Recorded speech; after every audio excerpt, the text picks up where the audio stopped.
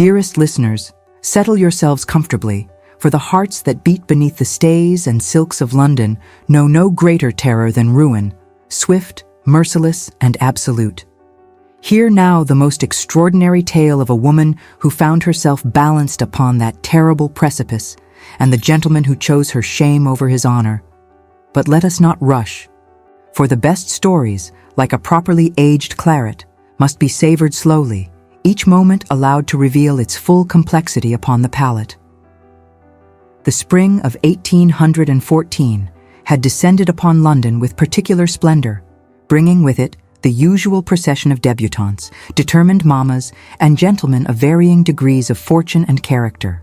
Among the young ladies making their mark upon the marriage mart that season, Lady Clementine Hollingsworth stood as a figure of considerable interest, though perhaps not for the reasons her father, Baron Hollingsworth, might have preferred. At 21, Clementine had acquired what the charitable termed experience and what the less charitable termed desperation.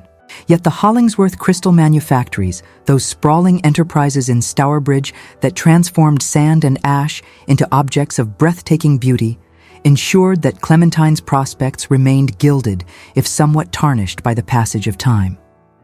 The Baron himself, a man whose understanding of business far exceeded his comprehension of feminine nature, had made his expectations abundantly clear.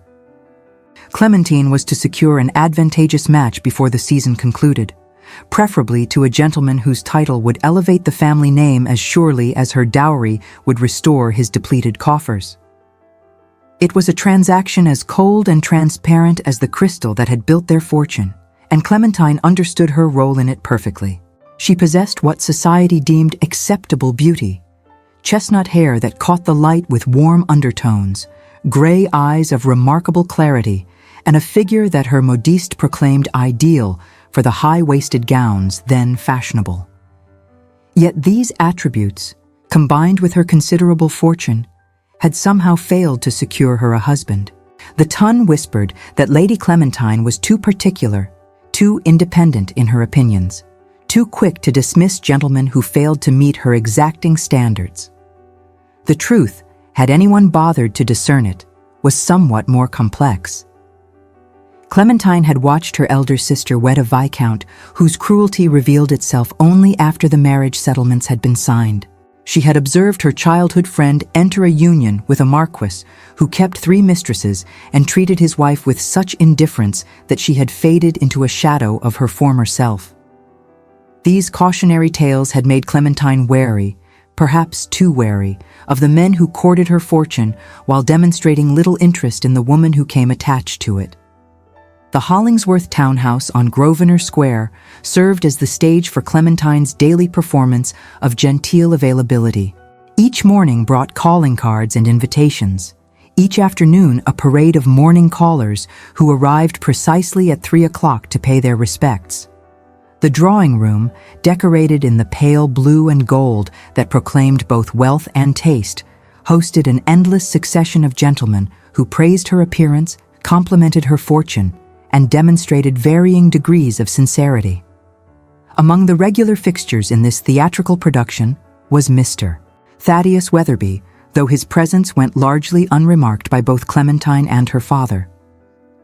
Thaddeus served as the Baron's private secretary, a position he had held for nearly 4 years.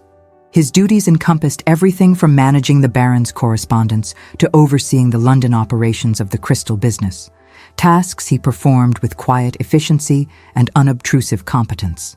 At 28, Thaddeus possessed the kind of unremarkable appearance that allowed him to move through society without attracting particular notice. His features were even but not striking, his build lean rather than commanding, his manner reserved to the point of invisibility. He dressed in the sober colors appropriate to his station, blacks, grays, and the occasional deep blue, and maintained the careful balance between respectability and economy that marked his position in the household. What the casual observer failed to note, however, was the quality of attention Thaddeus directed toward Lady Clementine during those afternoon calling hours. While seated at his desk in the corner of the drawing room, ostensibly occupied with correspondence, he observed every interaction with the focused intensity of a natural historian documenting a rare specimen. He noted which compliments made her smile genuine, and which prompted the polite mask she wore for tiresome suitors. He recognized the subtle tension in her shoulders when a particularly persistent marquis overstayed his welcome, and the way her fingers would trace absent patterns on her reticule when someone spoke of marriage as though it were merely a business arrangement.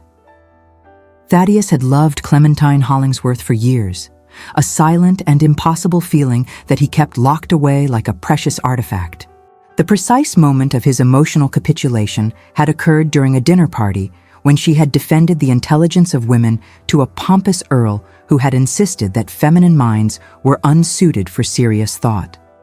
Her argument had been both logical and passionate, delivered with a wit that had silenced the earl and earned the quiet admiration of several ladies present. Thaddeus, standing in attendance near the sideboard, had felt something shift irrevocably in his chest. Of course, he had never spoken of this attachment, nor would he. The gulf between a baron's daughter worth £30,000 and a secretary subsisting on £250 per annum was not merely vast, it was absolute. He was as likely to marry Lady Clementine as he was to be appointed Prime Minister. The very thought bordered on impertinence, and so Thaddeus kept his devotion locked away like a precious artifact to be examined only in the privacy of his modest lodgings on Jermyn Street. The spring advanced, and with it came the increasing pressure upon Clementine to make a decision. The Baron had narrowed her choices to 3 candidates, each possessing advantages he deemed considerable. None of these gentlemen stirred anything resembling affection in Clementine's breast. Yet she understood that affection was not the currency of her world. Duty, family honor, and financial security, these were the considerations that governed matrimonial decisions. Romance was the province of novels and the occasional scandalous mésalliance that provided the ton with delicious gossip. It was against this backdrop of resigned practicality that the invitation arrived from the Dowager Countess of Haverston, a woman whose country house parties were legendary for their elegance and their carefully curated guest lists. The Dowager, an old friend of Clementine's late mother, extended an invitation for a fortnight at Haverston Park in Sussex, promising spring gardens, musical entertainments, and a gathering of the season's most notable personages. The Baron, calculating that proximity might encourage one of Clementine's suitors to declare himself, readily consented to her attendance. Thaddeus, whose duties occasionally required his presence during the Baron's country excursions, found himself included in the party as a matter of practical necessity. The Dowager had mentioned some business matters requiring attention, and the Baron preferred to have his efficient secretary at hand rather than trust such matters to correspondence. Thus, as April surrendered to May, the Hollingsworth party made its way southward towards Sussex in a cavalcade of carriages that spoke eloquently of the Baron's wealth. Clementine traveled in relative comfort with her maid and a seemingly endless supply of luggage containing gowns for every conceivable occasion. Thaddeus rode in the second carriage with the Baron, his own modest trunk stowed alongside the considerably more extensive baggage required by his employer. The journey took the better part of 2 days, with an overnight stop at a posting inn whose accommodations varied dramatically according to one's station.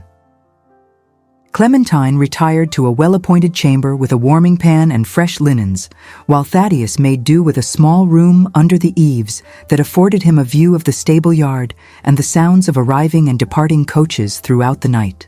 It was during this journey, specifically during a stop to change horses, that Thaddeus first encountered Captain Matteo Bellini. The Italian officer, resplendent in a uniform that somehow managed to make the regulation dress of the Allied forces appear rakishly continental, stood in the inn yard directing servants in rapid Italian interspersed with heavily accented English. His presence attracted immediate attention. Dark curls artfully arranged, aristocratic features that belonged on a Roman coin, and the kind of confident bearing that suggested a man entirely comfortable with admiration. Captain Bellini, it transpired, was also bound for Haverston Park, having secured an invitation through his service with Wellington's forces and his friendship with the Dowager's nephew. He made his bow to Baron Hollingsworth with continental flourish, expressed his pleasure at making the acquaintance of Lady Clementine with an appreciation that bordered on impropriety, and entirely failed to notice Thaddeus's existence beyond dismissing him with a glance that categorized and discarded him in a single moment. The captain insisted on riding alongside the Hollingsworth carriage for the remainder of the journey, ostensibly for protection, though the peaceful English countryside presented no obvious dangers. His true purpose became apparent in his persistent attempts to engage Clementine in conversation whenever the carriages stopped, his lavish compliments delivered in that charmingly imperfect English that many ladies found irresistible. Thaddeus, observing from his position in the second carriage, recognized the type immediately. Captain Bellini was a fortune hunter of the most polished variety, the sort who viewed wealthy English heiresses as legitimate spoils of war. His military service had been genuine enough, but his current campaign targeted a different kind of prize. Every gesture, every smile, every carefully rehearsed compliment formed part of a strategy as deliberate as any battlefield maneuver. What concerned Thaddeus more than the captain's obvious mercenary intentions was Clementine's response to them. For perhaps the first time that season, he saw genuine animation in her expression, a spark of interest that none of her approved suitors had managed to kindle. Whether this arose from the captain's exotic appeal, his skilled flattery, or simply the novelty of masculine attention untainted by her father's obvious manipulation, Thaddeus could not determine. He knew only that he recognized danger when he saw it, and Captain Matteo Bellini represented a threat more subtle and potentially more devastating than any approved suitor. As their party crested the final hill and Haverston Park spread before them in all its Palladian splendor, honey-colored stone glowing in the late afternoon sun, formal gardens stretching toward ancient woods, the lake reflecting clouds like a mirror of polished silver, Thaddeus felt an uncharacteristic sense of foreboding settle over him. The house party that awaited them would include not merely the usual social rituals, but also the dangerous combination of romantic expectation, masculine pursuit, and a young woman whose growing desperation to feel something genuine made her vulnerable to exactly the wrong sort of attention. He descended from the carriage with the Baron's papers and his own modest belongings, already resigning himself to a fortnight spent in the shadows, watching helplessly as events unfolded according to patterns he could observe but not influence. Such, after all, was the lot of a secretary, to witness the dramas of his betters while remaining forever excluded from meaningful participation in them. The initial days passed in the manner typical of such gatherings. Mornings were devoted to individual pursuits, the gentlemen riding or shooting, the ladies walking in the gardens or occupying themselves with needlework and correspondence. Afternoons brought everyone together for elaborate luncheons, followed by group activities such as archery, bowls, or expeditions to view local attractions. Evenings featured formal dinners, musical performances, card games, and the kind of carefully chaperoned socializing that allowed courtship to proceed within strictly defined boundaries. Clementine found herself the object of considerable masculine attention, a circumstance that should have gratified her father, but instead seemed to intensify her own confused feelings about her matrimonial future. Lord Pembridge attended her with the persistent determination of a man who had decided upon his second wife and saw no reason for extended courtship.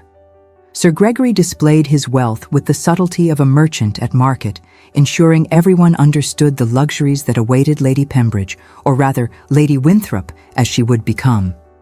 Mr. Cornelius Ashford, perhaps recognizing that his lack of fortune required different tactics, attempted to position himself as a romantic figure, quoting poetry and affecting the kind of sensitive melancholy currently fashionable among young men of artistic pretension. Yet it was Captain Bellini who commanded Clementine's true attention. The Italian officer had perfected the art of appearing wherever she happened to be, encountering her during morning walks, positioning himself beside her at luncheon, volunteering to partner her in games that required teamwork. Unlike her official suitors, who spoke primarily of themselves and their estates, the captain asked questions about her thoughts, her interests, her dreams for the future. That these questions represented a seduction strategy rather than genuine curiosity never occurred to Clementine. Or perhaps it did, and she simply chose to ignore the evidence in favor of the intoxicating sensation of being truly seen. Perhaps it was the exotic appeal, the hint of danger. But what truly captivated her was the perception that, unlike the approved suitors, the captain appeared to court the woman, not merely the dowry. This novelty, the scent of genuine risk, represented an irresistible rebellion against the tedious fate her father had imposed. The captain possessed an old-world gallantry that made English reserve seem provincial by comparison. He kissed hands with lingering appreciation rather than perfunctory duty. He offered compliments that spoke of passion, barely restrained rather than polite admiration. Most dangerously, he created an atmosphere of conspiracy, as though he and Clementine shared secrets that elevated them above the mundane social commerce surrounding them. Thaddeus, confined to the dowager's library where he worked on the Baron's business correspondence and various small tasks assigned by the hostess, had limited opportunities to observe these developing dynamics directly. However, the servants' gossip that filtered through the household, combined with his acute understanding of human nature, provided sufficient intelligence to recognize the trajectory. He saw the captain's campaign with crystalline clarity, the strategic escalation of intimacy, the careful isolation of the target from her usual supports, the creation of emotional dependency through alternating attention and withdrawal. What Thaddeus could not determine was whether Clementine recognized the danger herself. During the few moments when their paths crossed, when she came to the library seeking a particular volume, or when he was summoned to take dictation from the Baron in the drawing room, he searched her face for signs of awareness or concern. Instead, he saw something more troubling, the desperate animation of a woman who had convinced herself that this feeling, this excitement, this sense of being truly alive, must be what she had been waiting for all along. The house party reached its zenith on the 10th evening with a ball that transformed Haverston's grand ballroom into a scene of breathtaking elegance. Hundreds of candles reflected in crystal chandeliers cast golden light across walls hung with silk. The orchestra, imported from London at considerable expense, produced music of exceptional quality. The guests, dressed in their finest evening attire, created a tableau that might have graced any palace in Europe. Clementine appeared in a gown of ice blue silk that her father had commissioned specifically for this occasion, its simplicity a perfect foil for her coloring and the Hollingsworth diamonds that adorned her throat and wrists. She looked, even Thaddeus had to acknowledge from his position among the chaperones and older guests ringing the ballroom, absolutely magnificent. The Baron, clearly satisfied with the investment, beamed with proprietorial pride as various gentlemen solicited his daughter's hand for the dancing. The dance card that dangled from Clementine's wrist quickly filled with the names of eligible gentlemen. Lord Pembridge claimed the first dance, as was expected given his status as the highest-ranking suitor. Sir Gregory secured the supper dance, a position of considerable significance. Mr. Ashford contented himself with 2 later dances and the promise of a stroll in the gardens during the interval. And Captain Bellini, demonstrating either remarkable boldness or strategic brilliance, secured both a cotillion and the final waltz of the evening. Thaddeus watched the dancing with the peculiar torture of a man witnessing something both beautiful and unbearable. He saw Clementine move through the figures with practiced grace, her face maintaining appropriate expressions of pleasant interest. He noted how her smiles for Lord Pembridge never quite reached her eyes, how Sir Gregory's conversation appeared to glaze her attention, how Mr. Ashford's poetic sensibility left her unmoved. And he observed, with a sinking sensation in his chest, how she came alive during her dances with Captain Bellini, how her laughter became genuine, her movements more fluid, her entire being suffused with an energy absent during all other interactions. The waltz, that scandalous import from the continent that still generated controversy in stricter households, allowed for a level of physical proximity impossible in other dances. Couples turned in close embrace, their movements synchronized in ways that suggested a different kind of intimacy entirely. When Captain Bellini claimed his final dance and drew Clementine into position, even the chaperones took notice. The captain held her perhaps a fraction closer than strictly proper, guided her with a confidence that suggested possession rather than partnership, bent his head to whisper comments that made her color rise becomingly. Thaddeus, seated near the dowager ladies who maintained vigilant watch over propriety, heard their murmurs of concern. The Italian officer was perhaps too handsome, too charming, too clearly a fortune hunter for the safety of impressionable young ladies. Yet Captain Bellini's military service and connection to the dowager's nephew provided sufficient respectability to prevent direct intervention. The concerned aunts and mothers could watch and whisper, but not act, trusting that proper upbringing and family vigilance would protect their charges from unsuitable attachments. After the dance concluded, Captain Bellini escorted Clementine toward the refreshment room, though the path he chose took them through the conservatory, a route that happened to offer more privacy than strictly necessary. The chaperones, distracted by the general movement toward supper, failed to maintain adequate supervision. And Thaddeus, watching from across the ballroom, felt that peculiar helplessness unique to those who see disaster approaching but possess no authority to prevent it. He should have remained in place. His position in the household provided no justification for following a guest into the conservatory. Yet something, call it protective instinct or perhaps simply the inability to remain passive, propelled him from his chair. He moved through the crowd with the invisibility granted to servants and secretaries, his unremarkable appearance allowing him to pass unnoticed even in formal evening dress that had seen better days. The conservatory, filled with exotic plants and the sweet scent of night-blooming flowers, provided the illusion of privacy. Lanterns strategically placed among the greenery cast romantic shadows. A small fountain played soothingly in one corner. It was designed, like everything at Haverston, to encourage genteel romance within acceptable boundaries. Thaddeus paused at the entrance, concealed by a particularly robust fern, and observed the scene unfolding before him. Captain Bellini had positioned Clementine beside the fountain, far enough from the main path to escape casual observation. His stance suggested intensity barely controlled. Body angled toward hers, voice pitched low for privacy, hand resting on the stone balustrade inches from her own. The captain was speaking rapidly, his words clearly calculated to create urgency and emotion. Though Thaddeus could not hear the specifics, he recognized the pattern. The declaration of overwhelming feeling. The suggestion that social conventions were arbitrary restrictions that kept true hearts apart. The implication that courage and passion mattered more than mundane considerations of rank and fortune. It was a seduction as old as time, delivered with the polish of considerable practice. What struck Thaddeus most painfully was Clementine's response. She had not withdrawn or summoned her proper training in deflecting inappropriate advances. Instead, she leaned toward the captain with the eagerness of someone starved for exactly this kind of attention.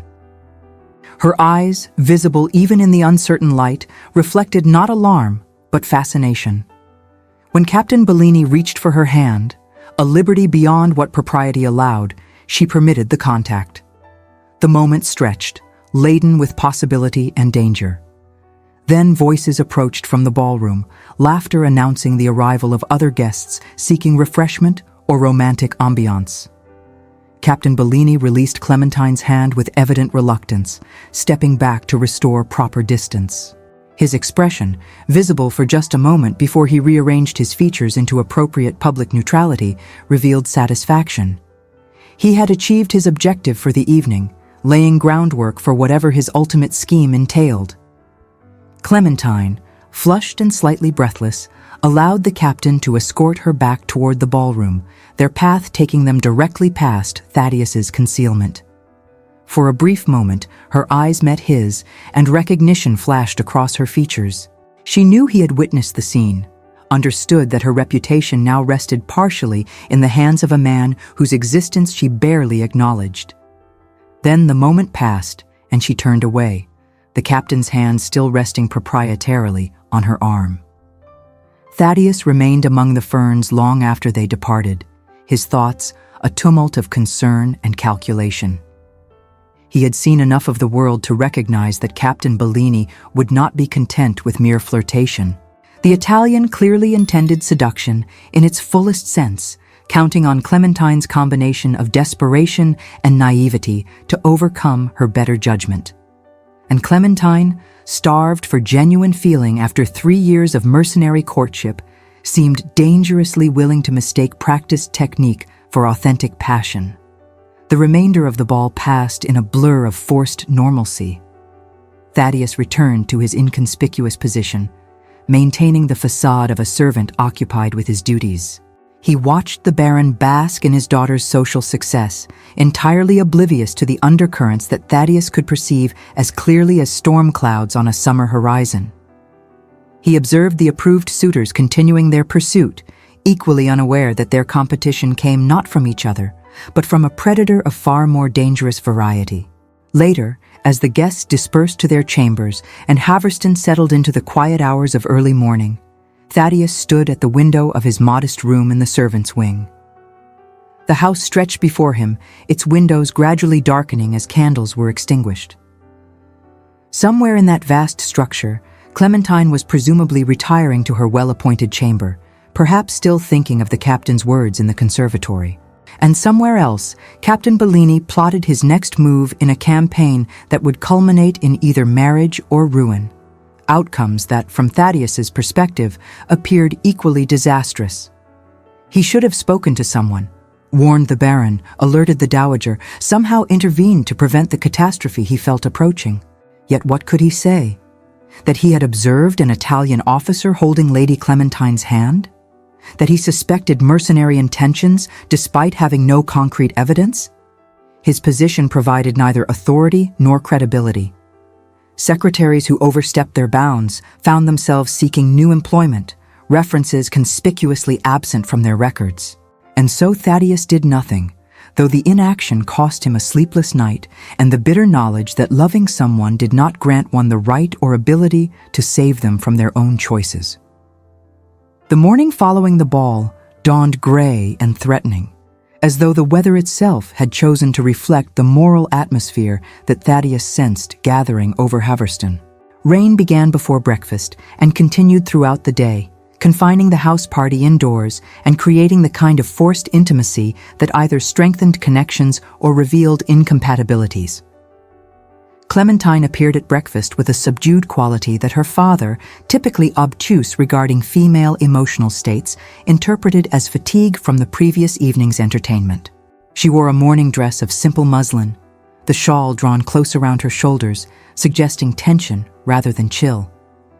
She moved toast aside and avoided everyone's gaze, as though she feared Bellini's attentions in the conservatory had marked her face with some visible stain. Her responses to questions emerged as monosyllables, her attention seemingly focused anywhere but on the food before her. Captain Bellini, by contrast, radiated energy and charm. He regaled the table with amusing anecdotes from his military service, demonstrating exactly the kind of masculine vigor that played well to a captive audience seeking entertainment on a rainy day. His eyes, however, tracked Clementine's every movement with an intensity that might have alarmed more observant chaperones. The Dowager, presiding over breakfast with her customary grace, caught this exchange and frowned slightly, though she said nothing. The rain necessitated indoor pursuits, and the Dowager organized her guests with the efficiency of a general deploying troops. Card tables appeared in the morning room for those who enjoyed whist. The music room hosted ladies interested in practicing for an informal concert planned for the final evening. The library welcomed gentlemen wishing to smoke and discuss politics, and the drawing room served as neutral ground for mixed company seeking conversation and lighter amusements. Thaddeus, working at his usual station in the library, found his concentration fractured by anxiety. The Baron had given him correspondence requiring attention, accounts needing reconciliation, and various other tasks befitting a private secretary. Yet his mind persisted in conjuring scenarios of disaster, each more melodramatic than the last.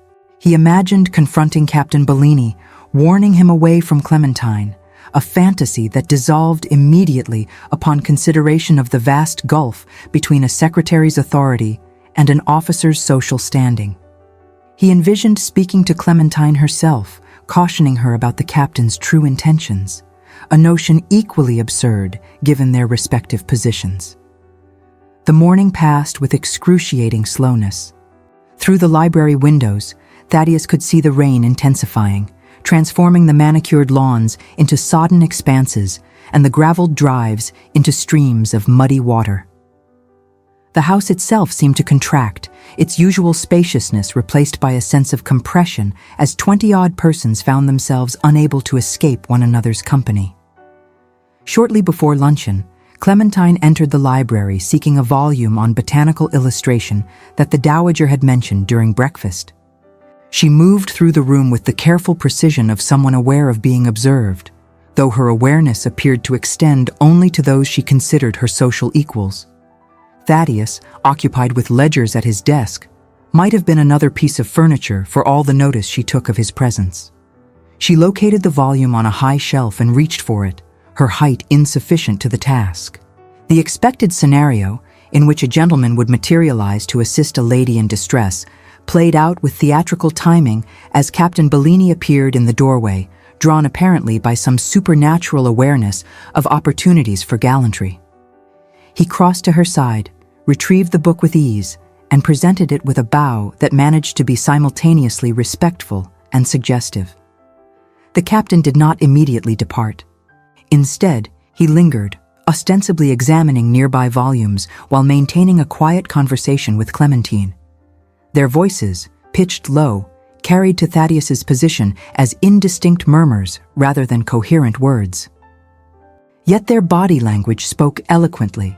Her gray eyes showed a disturbing mixture as she avoided his gaze for an instant, only to return it the next moment with an intensity that suggested attraction was but a breath away from fear, while the captain's confidence manifested in the way he methodically dismantled her defenses. After several minutes, they departed together, the captain offering to escort Clementine to the drawing room where she might better examine the illustrations in proper light. As they left, Clementine glanced back toward where Thaddeus sat, her expression impossible to decipher. Guilt? Defiance? A plea for understanding? Before he could determine which, she turned away, and they were gone. The luncheon that followed demonstrated the captain's strategic brilliance. Rather than monopolizing Clementine's attention, a move that would have attracted censure from chaperones, he distributed his charm democratically. He engaged Lord Pembridge in discussion of military tactics. He complimented the Dowager on her hospitality and her gardens. He demonstrated proper deference to older ladies and easy camaraderie with younger gentlemen. Only the most observant watcher would have noticed how his position at table afforded him clear sight of Clementine, or how his conversation, though directed at others, was calculated to display his wit and worldliness to one particular auditor. The afternoon brought a slight break in the weather, sufficient to allow the more intrepid guests to venture outdoors for a walk in the grounds. The Dowager, perhaps sensing the need to disperse energies that had become concentrated by confinement, encouraged this expedition. A small party formed, several young ladies with their maids, a few gentlemen including Captain Bellini, and sufficient chaperonage to maintain propriety. Clementine, pleading a headache, declined to participate, retiring instead to her chamber for rest. Thaddeus, watching from the library window as the party set forth armed with umbrellas and shawls, felt his anxiety intensify. The house, emptied of most guests, suddenly seemed ominously quiet. Somewhere in this sprawling structure, Clementine was alone, vulnerable to precisely the kind of private approach that could destroy a reputation in moments. And somewhere else, unless Thaddeus's instincts had betrayed him entirely, Captain Bellini was preparing to abandon the walking party on some pretext that would allow him to return unobserved. He tried to focus on his work, telling himself that his concerns arose from overwrought imagination rather than genuine danger. Young ladies rested in their chambers all the time. Gentlemen occasionally found walking parties tiresome and returned early. Nothing untoward needed to occur simply because opportunity presented itself. Yet despite these rational arguments, Thaddeus found himself rising from his desk, moving into the corridor, his steps carrying him toward the guest wing before conscious decision directed them. The upper floors of Haverston maintained their own geography, a complex arrangement of family quarters, guest chambers, and service areas connected by corridors that reflected both architectural ambition and practical necessity. Thaddeus, whose duties occasionally required delivering correspondence to the Baron's chamber, knew the general layout. He understood which rooms housed which guests, where the servants' stairs provided discreet access, how the various wings connected. He climbed the main staircase with the careful neutrality of a servant about legitimate business, though what that business might be, he could not have explained to anyone who challenged him. The corridor stretching before him stood empty, doors closed on private spaces. Afternoon light filtered through tall windows, casting patterns on oriental runners that muffled footsteps. Somewhere distant, a clock chimed the hour. Clementine's chamber occupied a prime position overlooking the gardens, adjacent to rooms housing other unmarried ladies of the party. As Thaddeus approached, moving with deliberate quiet, he heard voices, muted but distinct, emanating from behind her closed door. His heart, already beating uncomfortably fast, seemed to stumble. No gentleman should be in a lady's chamber under any circumstances. The very presence constituted scandal sufficient to destroy reputations and force marriage. He moved closer, positioning himself where he might hear without being observed should anyone emerge. The voices resolved into recognizable patterns, Clementine's, pitched higher than usual with what might have been distress or excitement, and the captain's, smooth and persuasive. Thaddeus could not distinguish words, but the rhythm of the conversation suggested precisely the kind of scene he had feared. Time seemed to distort, stretching and compressing unpredictably. Thaddeus stood frozen in the corridor, torn between the impulse to intervene and the knowledge that his intervention might cause more harm than whatever scenario unfolded behind that door. Minutes passed. How many, he could not have said. The voices continued their dangerous duet. Then, with shocking abruptness, silence fell. Not the comfortable quiet of concluded conversation, but the profound absence of sound that precedes catastrophe. Thaddeus waited, every sense alert, for some indication of what that silence portended. When it came, the sound chilled him despite the corridor's warmth. Not a piercing scream, but a hoarse, smothered sound, like a sob of pure terror, immediately muffled, that only a listener as tense and motionless as Thaddeus could have caught. Not pleasure or passion, but alarm. He moved without thinking, hand reaching for the door handle. Training, propriety, consequences, all these dissolved before the imperative of that sound. He twisted the handle, pushed the door open, and froze at the sight that greeted him. Clementine stood in the center of her chamber, face drained of color, hands pressed to her mouth in horror. And before her, sprawled across the pale carpet, lay Captain Matteo Bellini, his handsome features now lax and lifeless, his military bearing reduced to the terrible stillness of death. The scene required no explanation beyond its brutal facts. The captain had gained entrance to her chamber. Something had occurred, seduction or attempted seduction, conversation or something more. And then, with devastating timing, Captain Bellini's heart, weakened perhaps by campaign hardships or simply betrayed by hereditary defect, had failed him completely. Thaddeus took in these details in the space of seconds, his mind already racing ahead to implications and consequences. A dead man in an unmarried lady's chamber, no chaperone present. Circumstances that suggested the worst, regardless of actual events. Social death, absolute and immediate, for Lady Clementine Hollingsworth. Scandal that would destroy not merely her prospects, but her father's standing, her family's reputation, their very place in society. He crossed the threshold, closing the door behind him with quiet firmness, and spoke for perhaps the first time in his life with genuine authority rather than deferential suggestion. The words that emerged, however, belonged not to this narrative, but to the realm of dialogue, and thus must remain unrecorded here, their substance understood through subsequent actions rather than explicit speech. The crisis demanded immediate decision and decisive action. Thaddeus moved to examine the captain's body, confirming what sight had already revealed. The Italian officer had departed this world with shocking swiftness, leaving behind nothing but consequence and catastrophe. The manner of death appeared natural enough, a sudden failure of the heart, leaving no mark of violence. Yet the location of that death transformed natural tragedy into social apocalypse. Clementine, shock rendering her nearly insensible, could only watch as Thaddeus assessed their situation with the rapid calculation of a man who had spent years solving complex problems under pressure. Every moment increased the danger of discovery. The walking party would return. Servants would come to tend the fires or deliver requested items. The household would gather for tea. Any of these events might send someone to this corridor, this chamber, revealing a scene that would echo through society like a thunderclap. He sent Clementine to lock her door from the inside, allowing no one entrance regardless of summons. He examined Captain Bellini's body once more, confirming that the death bore all marks of natural causes. And then he began the most dangerous task, moving the body from Clementine's chamber to a location that would support an alternative narrative. The captain's own chamber lay one floor below, in the bachelor's wing where male guests enjoyed both greater freedom and less supervision. If Bellini could be discovered there, having retired with what appeared to be sudden illness, the death would generate sympathy rather than scandal. The challenge lay in transporting a substantial body through corridors, downstairs, and into a distant chamber without attracting notice. Thaddeus possessed several advantages for this desperate undertaking.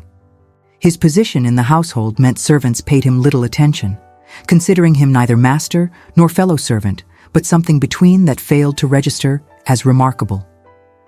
His years of service had made him familiar with Haverston's geography, including the back stairs and service passages that threaded through the great house. And his natural caution had already noted that most guests remained occupied, some still on their extended walk, others gathered in public rooms, none likely to be traversing lesser-used corridors during the hour before tea. He returned to Clementine's chamber, finding her where he had left her, sitting on the edge of her bed with hands clasped and eyes fixed on nothing. Her shock had progressed to a kind of numb paralysis that might aid their immediate purpose, but would later require address. For now, however, it allowed Thaddeus to work unimpeded by questions or protests. Moving a body proved both easier and more horrible than imagination had suggested. Captain Bellini, robbed of animation, had become merely weight and awkward leverage, a parcel to be transported rather than a person.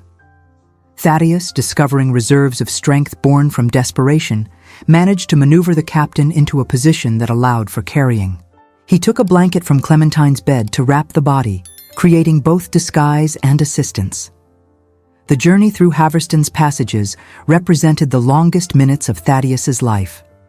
Every creak of floorboards, every distant voice, every sound of approaching footsteps sent ice through his veins. He moved with deliberate slowness, pausing frequently to ensure solitude, choosing routes that avoided the most trafficked areas. Once he heard maids approaching and barely managed to conceal himself and his terrible burden in a linen closet, standing in darkness while feminine voices discussed the inadequacy of a particular gentleman's evening attire. When he finally reached Captain Bellini's chamber, a room that thankfully stood at the wing's far end, temporarily isolated, Thaddeus felt the shaking begin in his hands. He laid the body on the bed with as much dignity as circumstances allowed, arranged the captain's clothing to suggest nothing more alarming than a gentleman who had lain down feeling unwell. He removed the blanket he had used for transport, folded it carefully, and prepared to return it to Clementine's chamber. Before departing, Thaddeus surveyed the scene with critical eyes.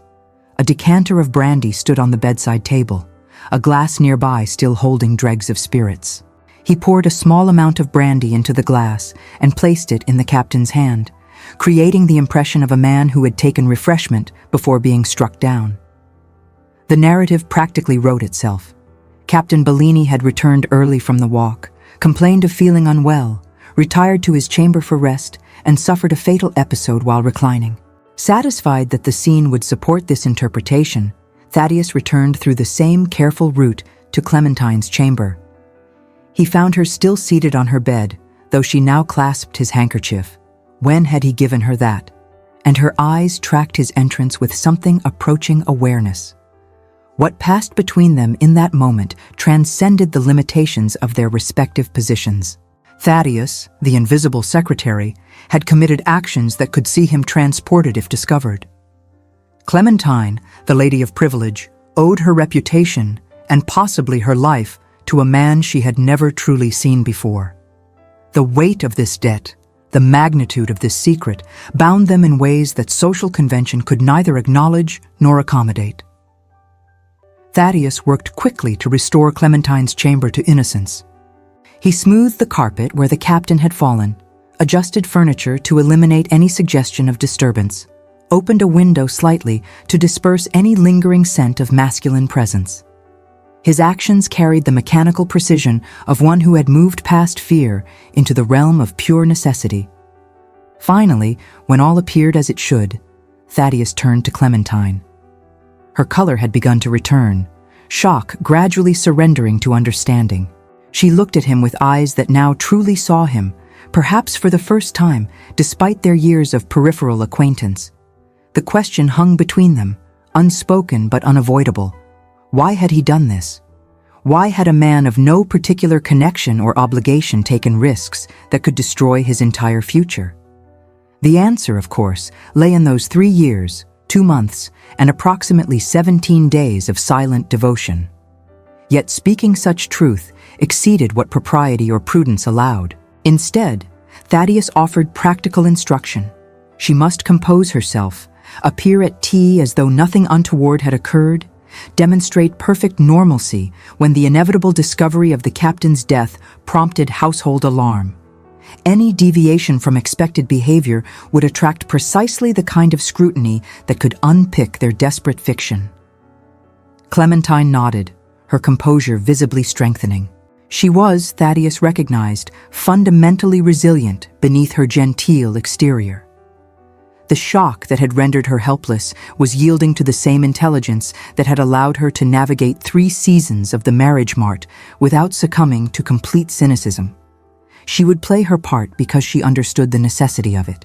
Thaddeus departed her chamber with the same caution that had characterized his arrival, returning the blanket to her bed and ensuring the corridor showed no sign of his passage.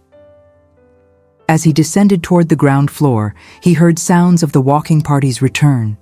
Laughter, complaint about the weather, general animation suggesting successful expedition.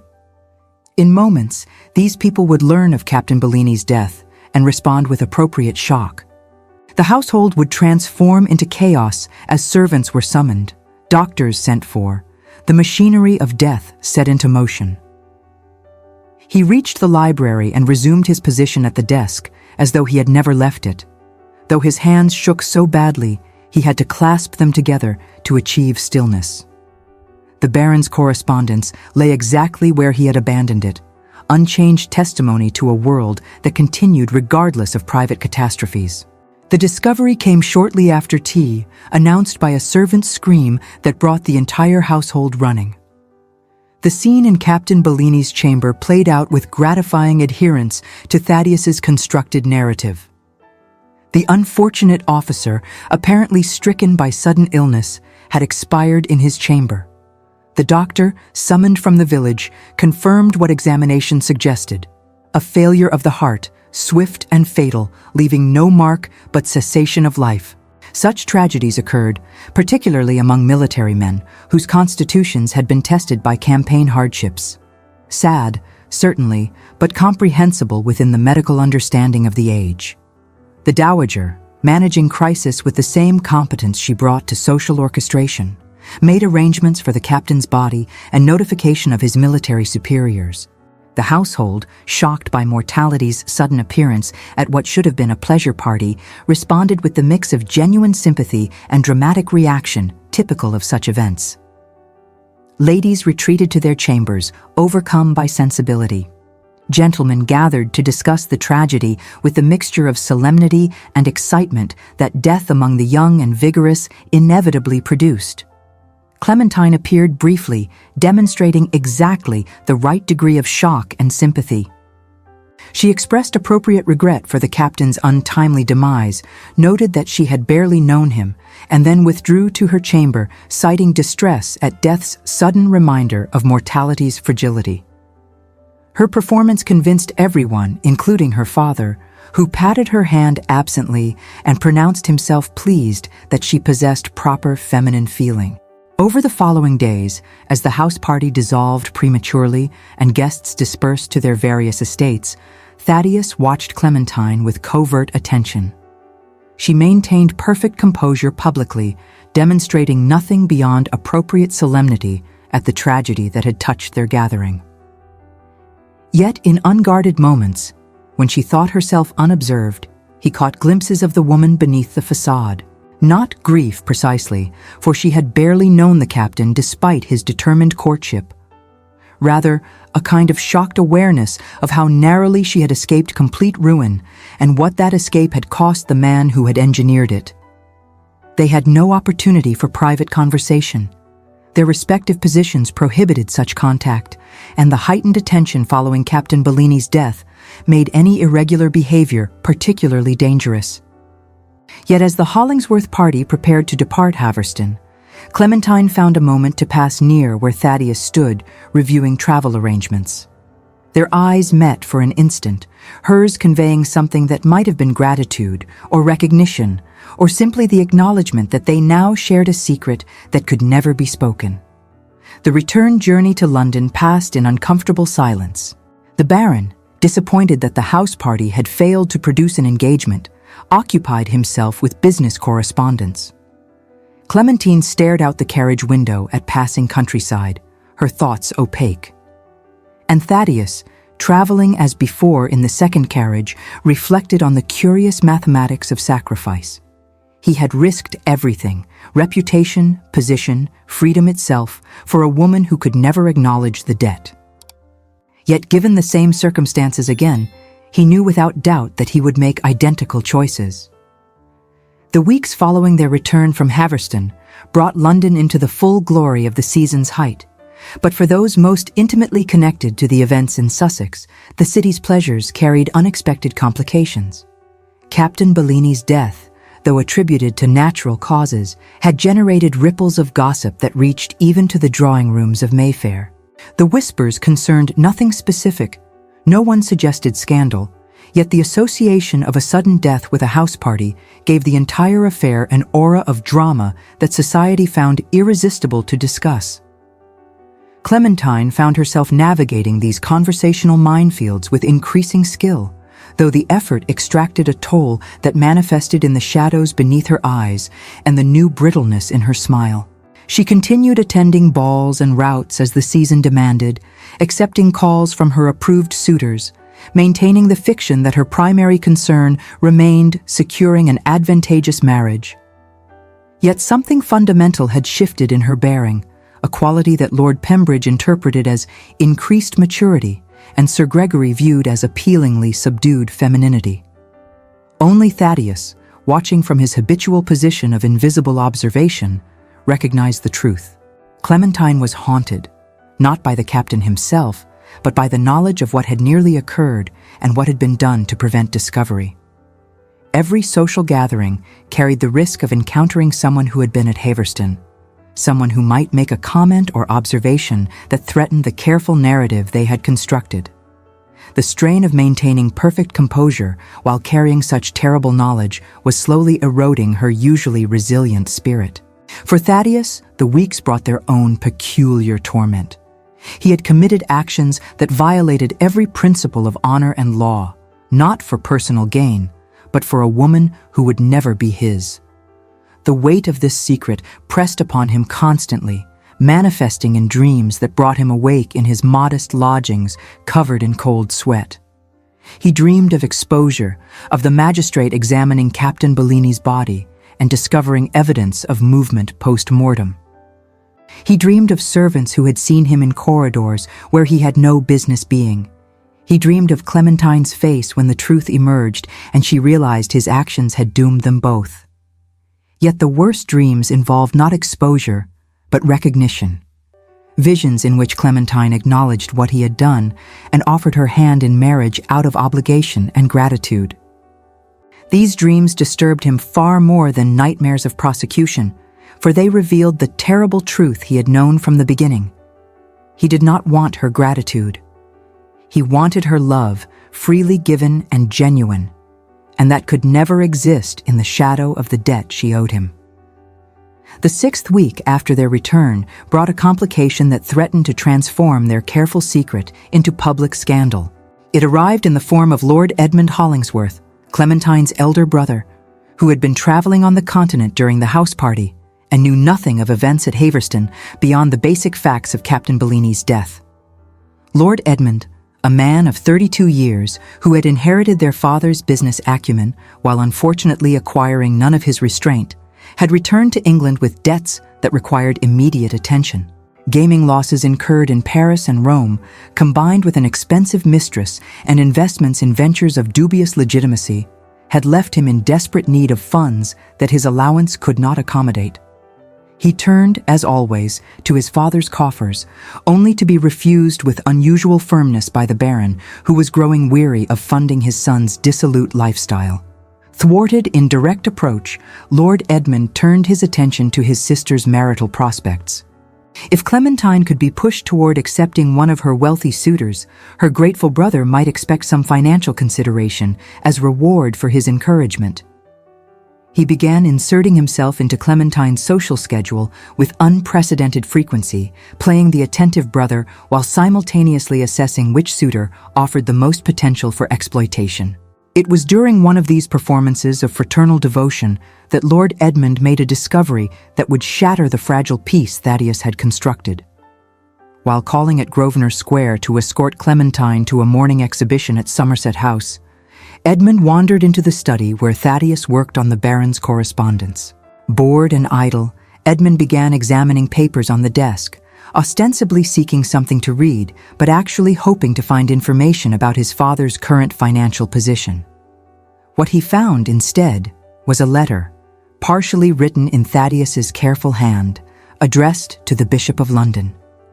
The letter concerned arrangements for reading of prayers for the soul of Captain Matteo Bellini, the charitable gesture of a man who felt guilt over another's death, even when that death was natural. Yet the existence of the letter, combined with Lord Edmund's quick mind and suspicious nature, prompted questions that began unraveling carefully constructed fabric. Why would the Baron's secretary be arranging prayers for a man who had barely intersected with their household? Why such attention to someone whose acquaintance had been so brief? Lord Edmund, who possessed the kind of cunning that characterized successful scoundrels, began making inquiries. He spoke to servants who had accompanied the family to Haverston. He examined his sister with new attention, noting her reactions when Captain Bellini's name arose in conversation. And he began to reconstruct events in ways that, while not perfectly accurate, contained enough truth to be dangerous. The confrontation came on a gray afternoon in late June, in the study where Thaddeus was reviewing accounts. Lord Edmund entered without announcement, closing the door behind him with the kind of deliberate care that signaled predatory intent. His expression carried satisfaction mixed with calculation, the look of a man who had uncovered valuable information and was considering how best to profit from it. Lord Edmund's accusation, delivered with the confidence of someone convinced of his deductions, missed actual facts while capturing damning essence. He suggested that Thaddeus and Clementine had been conducting an affair, that Captain Bellini had discovered this relationship, and that his sudden death represented not natural causes, but something darker. The theory was wildly inaccurate, yet contained sufficient elements of truth. The secret, the connection between Thaddeus and Clementine, the desperation to conceal certain facts, to serve as effective blackmail regardless of its veracity. The demand for money followed naturally from these accusations. Lord Edmund needed £10,000 to satisfy his creditors and finance his continued lifestyle. This sum would purchase his silence regarding whatever had occurred at Haverston. Alternatively, should Thaddeus lack such resources, perhaps Lord Edmund would need to share his concerns with the Baron, or with the magistrate, or with society at large. The threat hung between them, explicit and devastating. Thaddeus, listening to this ultimatum while his mind raced through increasingly desperate options, understood immediately the impossible position Lord Edmund had created. He possessed nothing remotely approaching £10,000. His annual salary was barely 1/100th of that figure, and his savings would not purchase Lord Edmund's silence for even a fortnight. Yet capitulating to the threat would mean exposing everything: the body in Clementine's chamber, the movement through Haverston's corridors, the reconstruction of Captain Bellini's death. Exposure meant ruin for Clementine, prosecution for himself, and scandal that would destroy the Hollingsworth family entirely. In that moment, facing a choice between impossible alternatives, Thaddeus made a decision that would alter the course of multiple lives. He would confess everything to the Baron, not Lord Edmund's distorted version, but the actual truth of what had occurred at Haverston. He would throw himself on his employer's mercy, accept whatever consequences followed, and hope that the Baron's pragmatism and affection for his daughter might lead him to contain rather than publicize the scandal. The interview with Baron Hollingsworth took place that same evening, in the study with doors locked against interruption. Thaddeus presented the facts with the same careful precision he brought to business correspondence, omitting nothing except his own feelings for Clementine. He described the captain's inappropriate presence in her chamber, his sudden death, the split-second decision to move the body, and the subsequent concealment. He acknowledged the illegal nature of his actions while explaining the reasoning that had prompted them. And he offered his immediate resignation, his person available for prosecution should the Baron determine that course necessary. The Baron listened in silence, his expression transforming from confusion to shock to something more complex and unreadable. When Thaddeus finished, a long moment passed during which only the ticking of the mantel clock marked time's passage. Finally, the Baron spoke, his words measured and deliberate, their substance forever lost to the prohibition against recorded dialogue, but their effect immediately apparent in the events that followed. The decision the Baron reached demonstrated both pragmatism and unexpected compassion.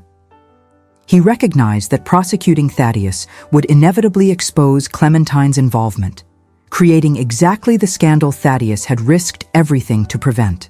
He acknowledged that his secretary had acted from protective rather than criminal impulse, though the actions themselves could not be condoned under any strict interpretation of law.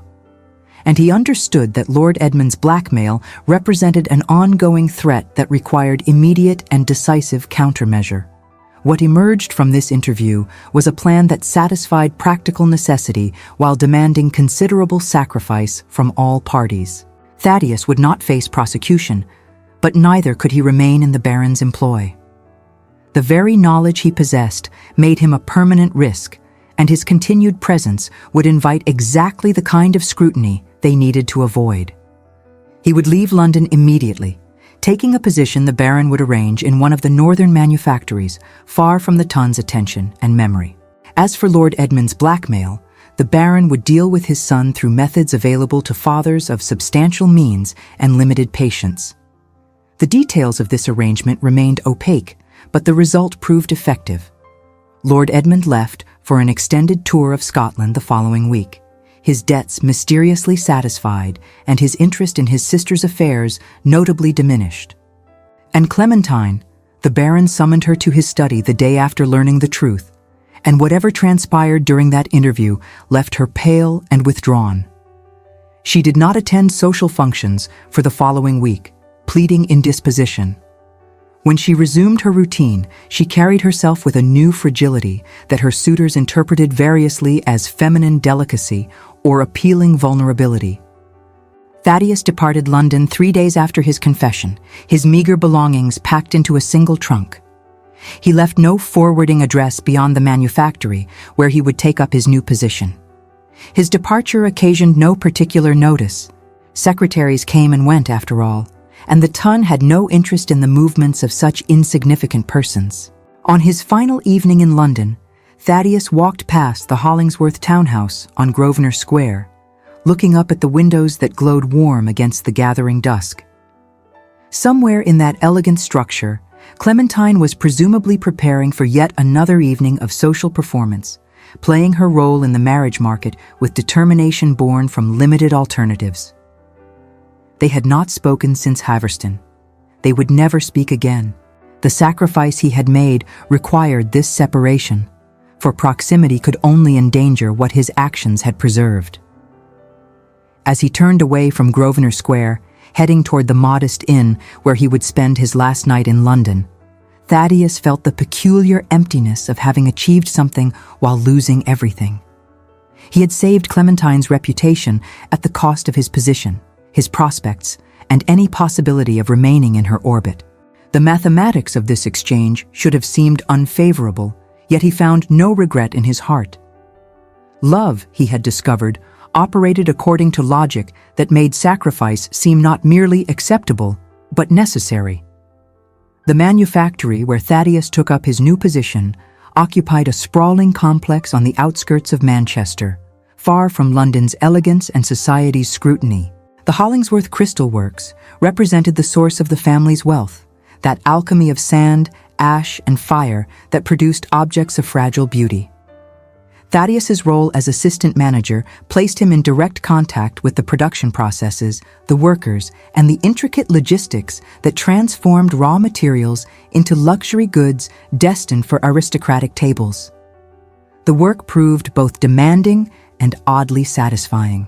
Unlike his previous position, where success meant invisible efficiency, here Thaddeus could observe direct results of his decisions. When he streamlined a production process, fewer pieces shattered in the kilns. When he negotiated better prices for raw materials, the profit margins improved measurably. When he instituted new safety procedures, fewer workers suffered burns or cuts. The abstract satisfaction of well-managed correspondence gave way to the concrete reality of problems solved and improvements implemented. Yet the physical distance from London could not erase the knowledge of what he had left behind.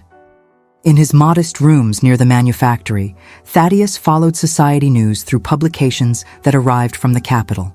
And Clementine, the gossip columns mentioned her with decreasing frequency as the season progressed, noting her attendance at various functions but never suggesting any romantic attachment. She appeared to have withdrawn from serious consideration of marriage, devoting herself instead to charitable works and remaining in her father's household. At 22, she risked becoming that peculiar English institution, the spinster heiress, too wealthy to be entirely pitied, but too unmarried to be completely respectable. Summer surrendered to autumn, and with it came correspondence from the Baron regarding various business matters requiring attention.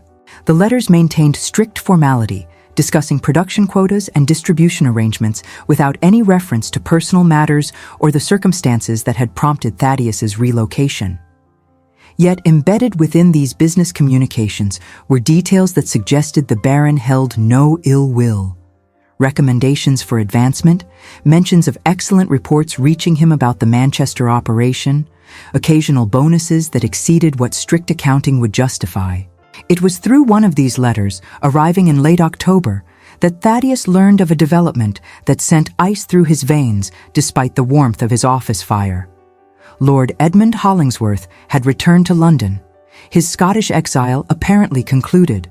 Moreover, he had been seen in company with certain journalists and scandal sheet publishers, suggesting an interest in sharing information of potentially sensational nature.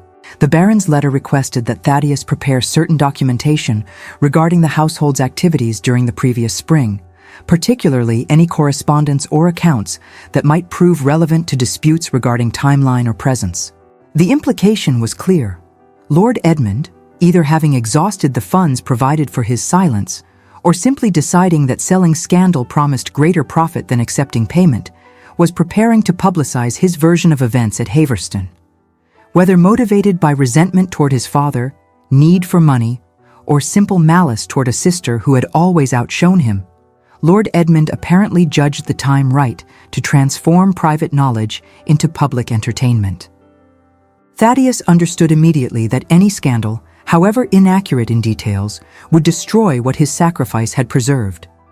The Tun cared less about truth than about spectacle, and a story involving a secret death, a beautiful heiress, and mysterious circumstances would circulate endlessly regardless of how strenuously it was denied. Clementine's reputation would suffer damage beyond repair. The Baron's business interests, dependent on maintaining respectability, would face boycotts from aristocratic clients who could not be associated with scandal. Everything Thaddeus had sacrificed himself to protect would crumble under the weight of Lord Edmund's resentment. The solution that presented itself violated every principle of honor while paradoxically representing the only honorable course available. Thaddeus wrote to the Baron, proposing a strategy that would transform scandal into respectability through the simple expedient of marriage. If he and Clementine were engaged, any suggestion of impropriety at Haverston would be reinterpreted through the lens of romance rather than ruin. They had been secretly attached. Circumstances had forced their separation, but now love triumphed over obstacles. Such narratives delighted society, which preferred romance to scandal when both options presented themselves. The proposal represented calculated pragmatism rather than romantic gesture. Thaddeus framed it explicitly in terms of protecting Clementine's reputation and the family's interests, carefully avoiding any suggestion that personal feeling motivated the suggestion. He acknowledged that such a marriage would constitute a profound mésalliance. A secretary wedding a baron's daughter exceeded even the considerable tolerance society extended to romantic matches. Yet scandal averted often outweighed propriety violated, particularly when the alternative was public exposure of far more damaging nature. The baron's response arrived with remarkable speed, suggesting he had anticipated this solution before Thaddeus proposed it. The letter contained both acceptance of the plan and remarkably generous terms. Thaddeus would be restored to a position of prominence within the family business, elevated to a role that would justify his social advancement even before the marriage occurred. Clementine had been informed of the proposal and had agreed to the necessity, though the Baron noted carefully that his daughter's acquiescence stemmed from understanding rather than enthusiasm. The arrangements would be made quickly, the engagement announced within the fortnight, the wedding scheduled for early December before Lord Edmund could publish whatever scandal he had prepared. What the Baron's letter did not contain, and what Thaddeus had not dared to hope for, was any indication that Clementine desired this marriage beyond recognizing its practical necessity. He would be saving her reputation a second time, but now at the cost of binding himself to her in a relationship founded on obligation rather than affection. The mathematics of this exchange troubled him in ways his previous sacrifice had not. Moving the captain's body had protected Clementine while asking nothing from her in return. Marrying her would protect her while demanding a lifetime of pretending their union represented something more than a convenient solution to scandal, averted. Yet the alternative, allowing Lord Edmund to publish his distorted version of events, was unthinkable. And so Thaddeus agreed to the terms, prepared to return to London, and braced himself for a marriage that would give him everything he had ever wanted through circumstances that poisoned the gift entirely. The journey back to London passed in a blur of uncomfortable contemplation. Thaddeus had left the capital as a secretary fleeing consequences. He returned as a man about to become the Baron's son-in-law. The transformation represented such a dramatic reversal that he struggled to fully comprehend it. Yet beneath the practical arrangements and social elevation lay a truth he could not ignore. Clementine was being forced into marriage with a man she had barely acknowledged before disaster made him essential to her survival. She would resent the obligation, perhaps forever. Their marriage would be a daily reminder of debts unpaid and choices eliminated. He arrived at Grosvenor Square on a grey November afternoon, the city already settling into the early darkness of approaching winter. The Hollingsworth townhouse looked exactly as he remembered, though now he entered through the front door rather than the servant's entrance, a subtle shift that nonetheless felt profound. The footman who admitted him demonstrated the carefully neutral expression of a servant confronted with social ambiguity. Was Mr. Weatherby a guest, an employee, or something unprecedented that defied categorization? The Baron received him in the study, greeting him with a warmth that seemed genuine rather than merely politic. The transformation in Thaddeus's status apparently pleased the Baron, who spoke of how appropriate it was that someone who understood the business should join the family formally. The arrangements proceeded with remarkable efficiency. Settlements that provided Thaddeus with income appropriate to his new position, legal documents that formalized his elevation, announcements that would appear in the Morning Post and other publications declaring the engagement of Lady Clementine Hollingsworth to Mr. Thaddeus Weatherby of the Hollingsworth Crystal Manufactories. Through all these discussions, Clementine remained conspicuously absent. She was indisposed, the Baron explained, occupied with preparations for the wedding and adjusting to the rapid changes circumstances required. Thaddeus understood the truth beneath this polite fiction. Clementine could not face him, could not yet reconcile herself to marriage with a man who had saved her twice, but who remained, in her understanding, fundamentally unsuitable. Their first meeting occurred that evening, at a dinner the Baron hosted to celebrate the engagement. Clementine appeared in a gown of deep green silk that complemented her coloring, her hair dressed elaborately, her jewels proclaiming wealth and status. She looked, Thaddeus thought with aching clarity, absolutely magnificent and completely miserable. When their eyes met across the drawing room, he saw in hers not gratitude or affection, but a kind of desperate resignation, the look of a woman who had accepted necessity while hating every aspect of it. The dinner conversation maintained careful artificiality, focusing on wedding arrangements and future plans while carefully avoiding any reference to the circumstances that made these discussions necessary. Clementine participated with perfect propriety, agreeing when agreement was required, expressing appropriate enthusiasm when questioned about details. But her performance lacked the natural warmth that had characterized her before Haverston, and Thaddeus recognized that something essential had been damaged in her, perhaps irreparably. Later, when propriety demanded a few moments of private conversation between the engaged couple, they stood together in the drawing room's alcove, separated from the Baron by mere feet but granted the illusion of privacy. The silence between them grew heavy with everything that could not be spoken. Finally, Clementine turned to him, her expression carefully controlled, her voice pitched low for his ears alone. What she said in that moment, the accusations and resentment she voiced, the way she characterized their impending marriage, these remained, like all dialogue, outside the bounds of this narrative. Yet their effect manifested clearly in Thaddeus's response, in the way his shoulders sagged slightly, in the recognition that crossed his features that his worst fears had been confirmed. She did not want this marriage. She resented the necessity of it, and she blamed him, at least partially, for creating the circumstances that forced her hand. The weeks leading to the wedding passed in a peculiar blur of public performance and private estrangement. Society, receiving news of the engagement, responded with the mixture of surprise and satisfaction that unusual matches always generated. A secretary marrying his employer's daughter, a clear case of hidden romance flowering under seemingly impossible circumstances. How delightfully romantic, how unexpected. The Ton embraced the narrative with enthusiasm, transforming potential scandal into Cinderella story. Lord Edmund, thwarted in his plans to profit from scandal, maintained sullen silence. The Baron, satisfied with the outcome, even if the path to it had been tortuous, proceeded with arrangements that would see his daughter respectably married and his business interests protected.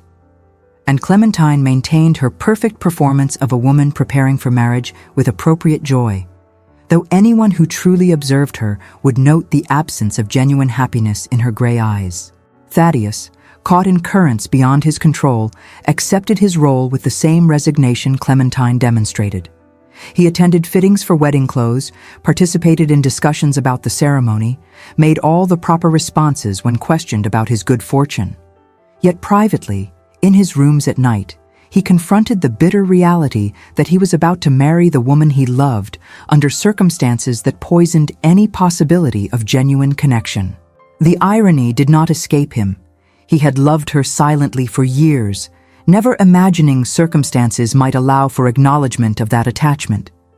Now he would have her as his wife, bound to him by law and social pressure, yet more distant than when she had simply ignored his existence. The marriage would be a daily torture, loving her while knowing she viewed him as the author of her imprisonment in a union she had never desired. The wedding of Lady Clementine Hollingsworth and Mr. Thaddeus Weatherby took place on a cold December morning at St. George's, Hanover Square, that most fashionable of churches where society marriages received both divine blessing and social validation. The ceremony, attended by a congregation carefully curated to include all the appropriate persons, proceeded with the mechanical precision of a production at Drury Lane. Clementine, magnificent in white silk and Brussels lace, spoke her vows with clear voice and perfect composure. Thaddeus, attired in new clothes that still felt foreign despite their excellent tailoring, responded with equal clarity. They made their promises, exchanged rings, and emerged as man and wife to the approval of assembled witnesses. The wedding breakfast at Grosvenor Square maintained the same quality of performance, guests celebrating a union they interpreted as romantic triumph, while the principals moved through the event with practiced courtesy that concealed their private turmoil. Toasts were offered and dutifully drunk. The wedding cake was admired and consumed. Clementine and Thaddeus stood side by side receiving congratulations, her hand resting lightly on his arm, the very picture of newlywed harmony. Yet beneath this surface, tranquility ran currents of profound unhappiness.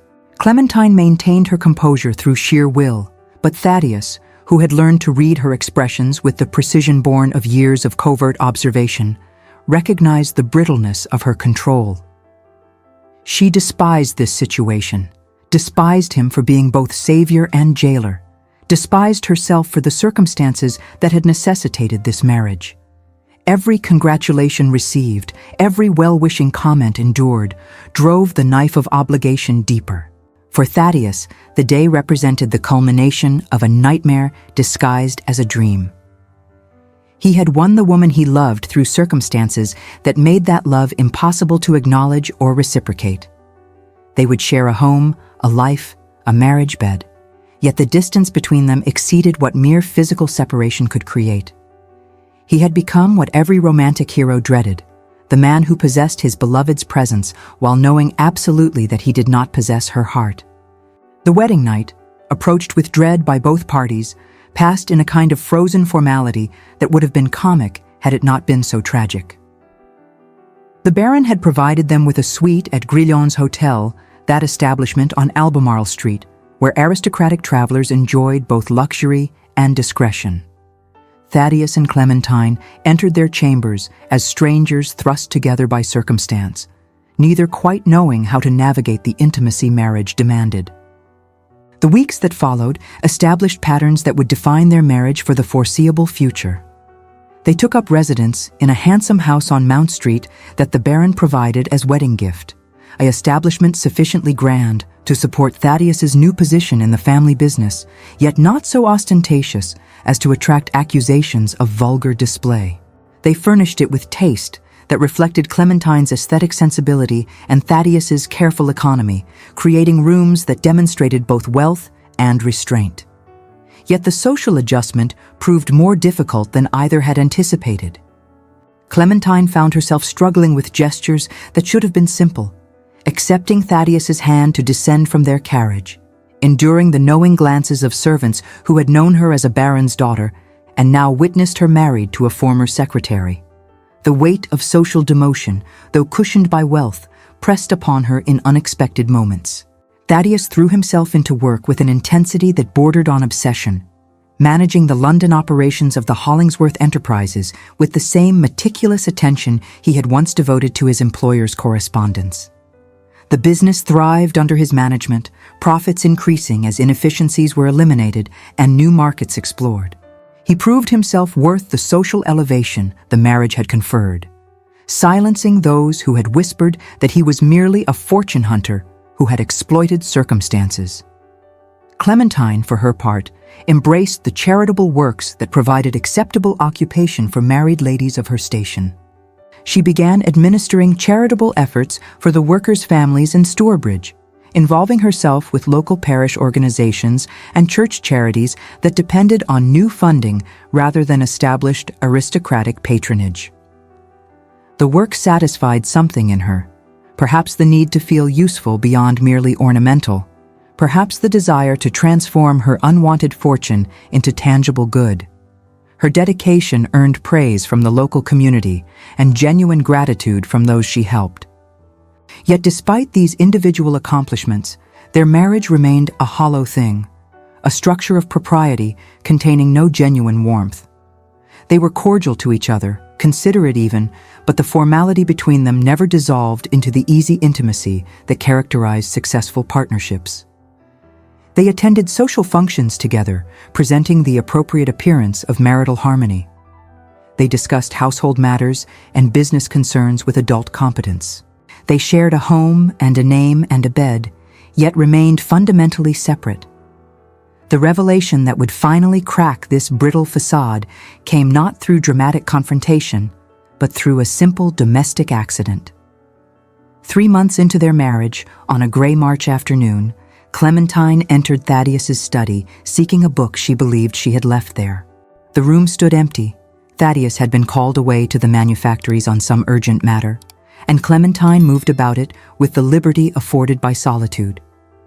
The desk where Thaddeus conducted business correspondence drew her attention, not from any intentional snooping, but from a need to understand this man who had become her husband, yet remained a cipher. She told herself she sought evidence of his calculations, proof that he was indeed the ambitious secretary who had exploited circumstances for social elevation. Among the neatly organized papers and ledgers, she noticed a leather-bound volume that appeared to be a journal of some kind. She opened it with deliberate intent, half hoping to find confirmation of her resentment. Instead, she found pages filled with meticulous prose that concerned not numbers, but her. Not with improper desire, but with the desperate devotion of a man who had seen her as an unattainable muse. What Clementine discovered in that journal was not idle observation, but silent testimony that dismantled every pillar of her resentment. What Clementine discovered in that journal would have remained private had this narrative been constructed differently. Yet the substance of those entries, if not their exact words, mattered profoundly to what followed. Thaddeus had been keeping a record, not of business matters but of personal reflections, that extended back 3 years to a time when he was merely the baron's secretary, and she was the lady of the house who barely acknowledged his existence. Page after page revealed the careful observations of a man hopelessly in love with someone he could never aspire to possess. Descriptions of her appearance at various social functions, not with improper intimacy, but with the appreciation of an artist documenting something beautiful. Analysis of her conversations and interactions, demonstrating understanding of her character that exceeded what any of her suitors had achieved. Reflections on the injustice of a world where accident of birth determined worth and potential.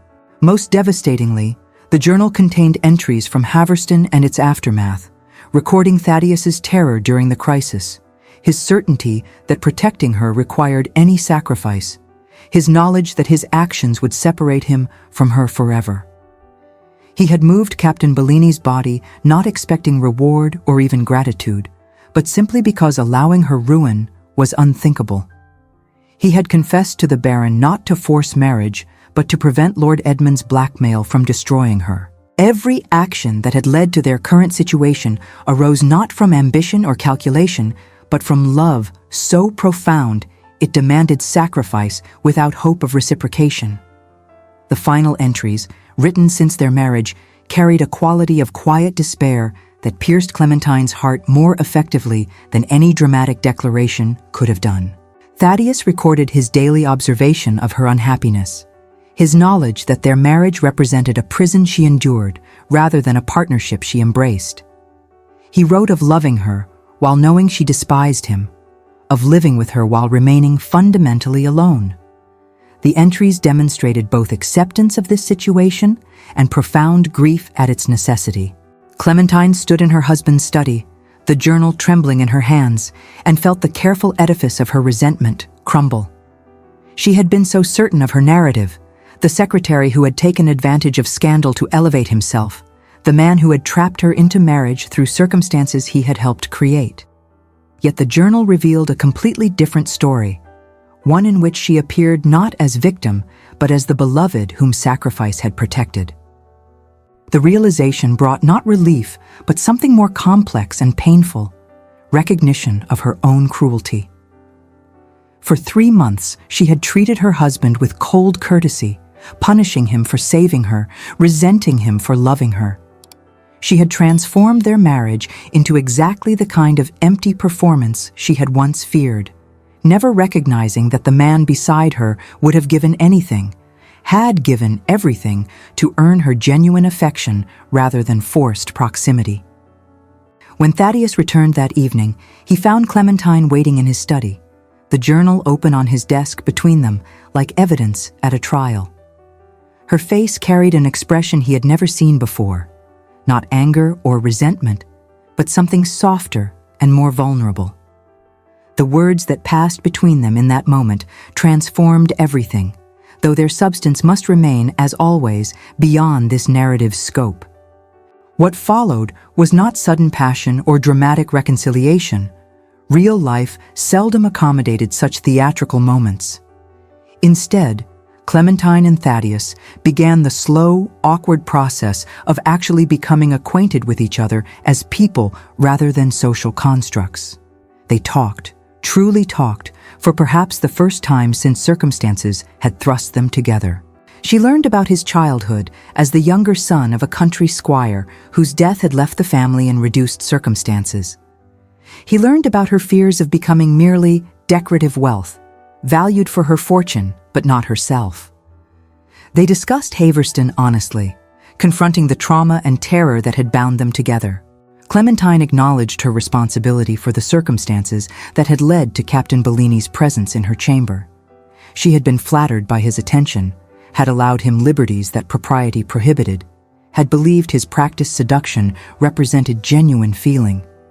Thaddeus confessed the terror he had experienced moving the body, the nightmares that still sometimes woke him in cold sweat, the persistent fear that exposure would destroy everything. Most importantly, they addressed the marriage itself, that arrangement both had entered with such different understanding.